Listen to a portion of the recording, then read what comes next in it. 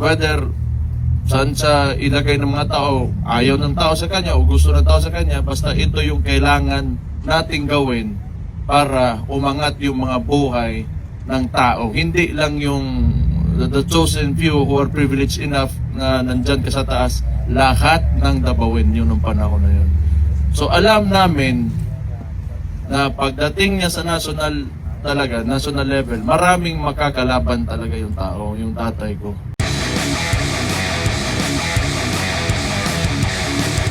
Una, maraming salamat sa pag-atog ng Tagalog. Pagpunta. Punta. Sobrang lamig kasi. Yung betlog ko tumigas na. Akala ko naman. Hindi, kakagaling ko lang doon kay Papa. Tapos, okay naman siya. Walang magawa eh. Tiis lang talaga yung yung pwede nating gawin, and among other things na kaya niyong gawin.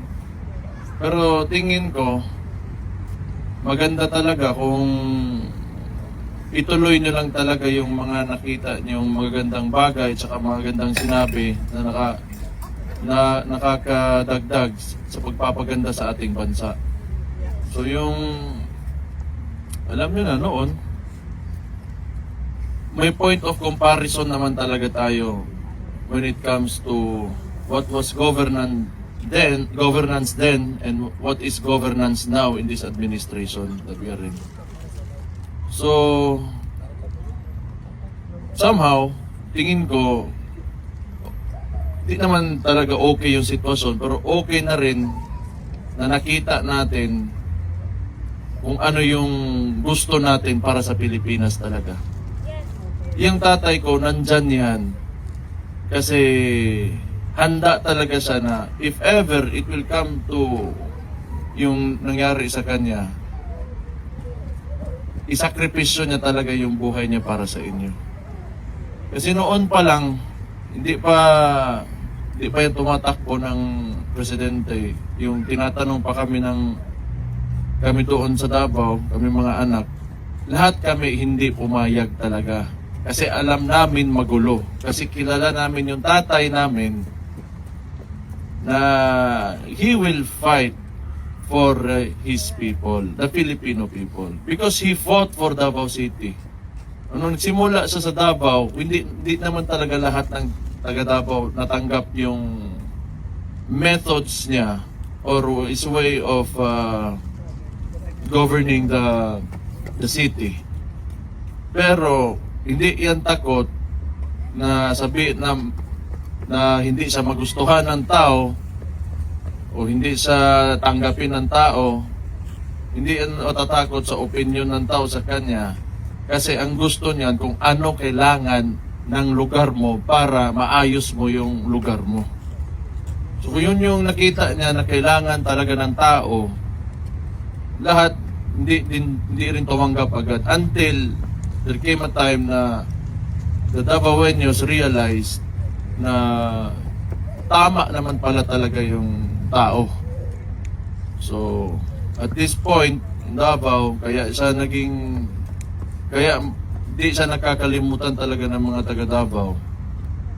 Kasi, despite of the adversity that he faced during the time when he was mayor, lahat ng mga mahirap, mga polisiya, mga batas na mahirap i-implement kasi nga may mga Pilipino may nakasanayan na hindi masyado stricto when it comes to laws, ganun.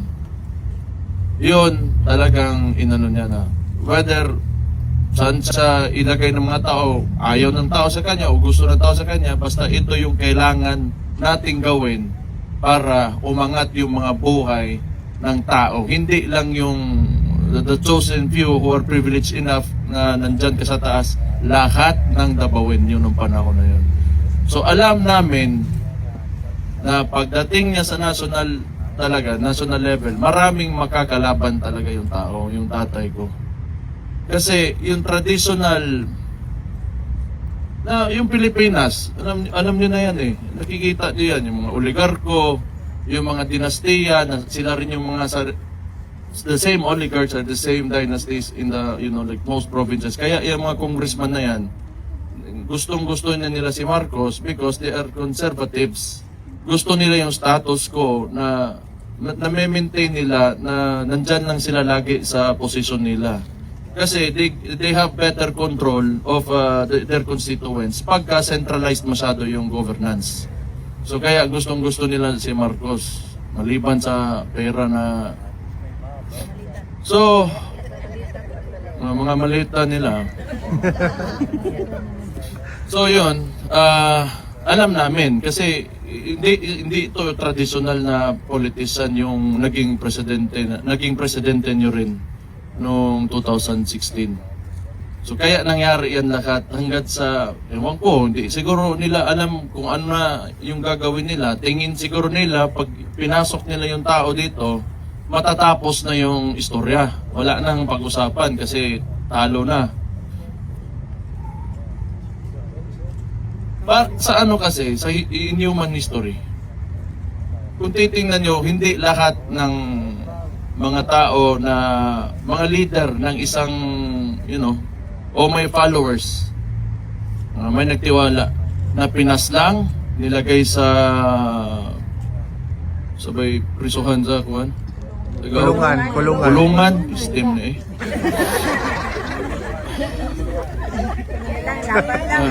Hindi lahat ng yung pinapasok sa kulungan, nawawala lang. Mas lalong lumalakas yung mga iniwan niya, mga sinabi at nagawa niya nung.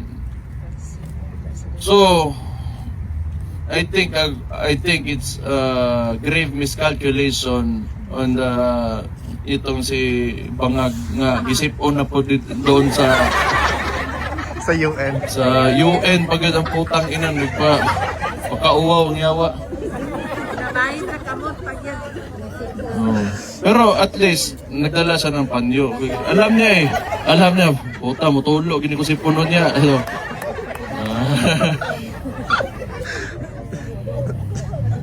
Kasi ako ang sunod ani kay hasta tugnawa awesome. Pero mauna, I think akala nila. Tingnan niyo yung Iran ngayon, pinatay nila yung Ayatollah Khamenei. Lalong nag-unify yung mga Iranians against foreign invasion and foreign intervention.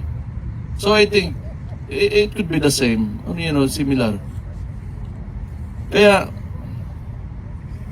wala din naman talaga tayo dito kung walang nagawa na tama yung tao na nandyan na nilagay nila sa ICC. Sa detention unit ng ICC. So, may election naman tayo. And that's I think,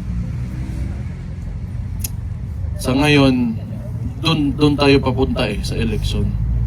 So, gamitin nyo lang talaga yung your power to vote. That's yun yung gamitin nyo, kailangan nyo na gamitin para pumili, tapos yung direction talaga ng bansa natin nasa mga kamay nyo yan. Yung mga sino ba ang gusto nyong presidente? Dati nga. Sara. Ako? Tapos mag-vice ka president. Hindi ko kapoy. Kapoy kayo.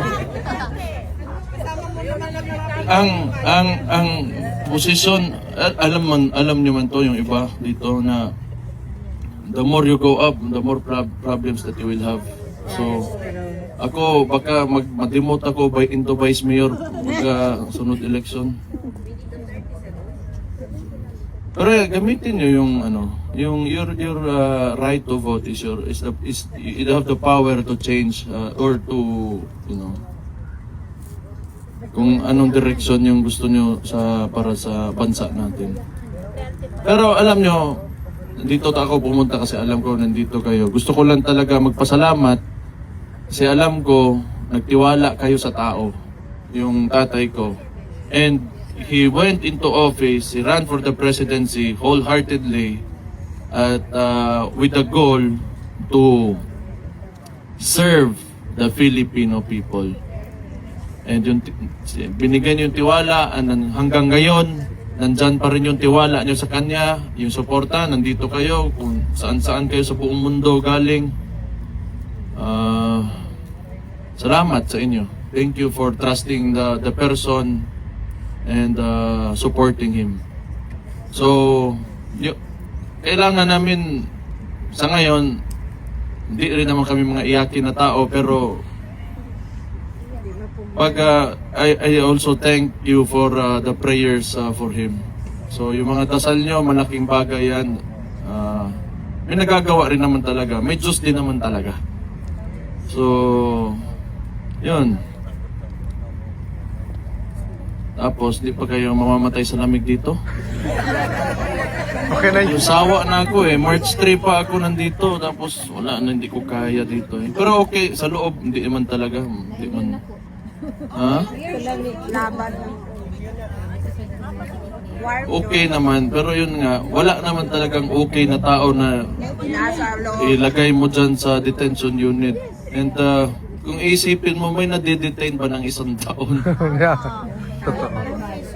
Diba? I mean, sir, yung sa Baral mo ng war kinulong. pa Tagal na eh.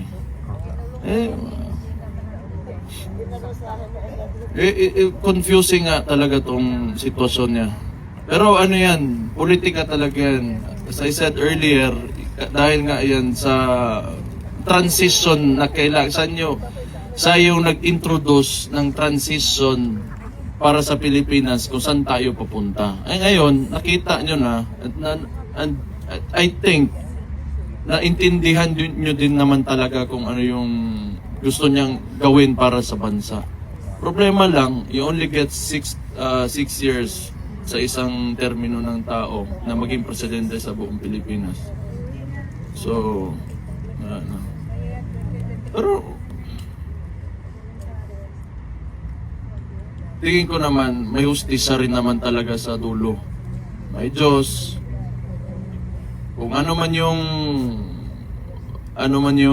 niya, kapalaran niya. Sinasabi niya naman lagi sa akin, kung ano yung kapalaran niya, he will not say sorry. Kung ano man yung pinagsasabi against him, he will not say sorry. Kasi yung ginawa niya para sa bayan niya. Yan lang lagi na, inuulit niya. Ako po, mag-sorry na lang para makagawas ka. Gana ba, no? Ay. So, kakagaling ko lang doon. And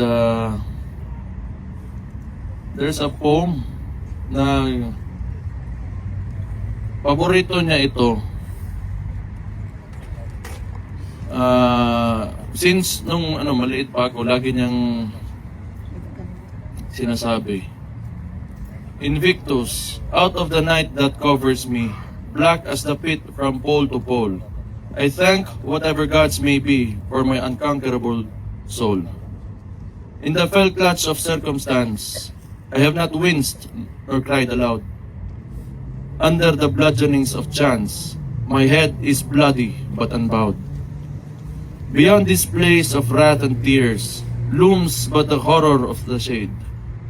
And yet the menace of the years finds and shall find me unafraid. It matters not how straight the gate, how charged with punishment the scroll. I am the master of my fate. I am the captain of my soul. So, siya nga, basahin ko daw sa inyo. So, okay na, nakakomply na ako ha. By William Ernest Henley. So, kung sabi niya, kung tatanungin niyo daw siya, kung ano yung sagot niya sa nangyayari sa kanyang ngayon, yun daw yung sagot niya. So, kung ano man yan dyan, yun yung sagot niya. So, tulad na sinabi ko, lahat yan, alam niya. He was not taken by surprise. Wala. alam niya kasi alam niya talaga yung binangga niya dyan sa bansa natin. So, tingnan natin saan pupunta itong sitwasyon natin. At least may gana yung nasa likod ko.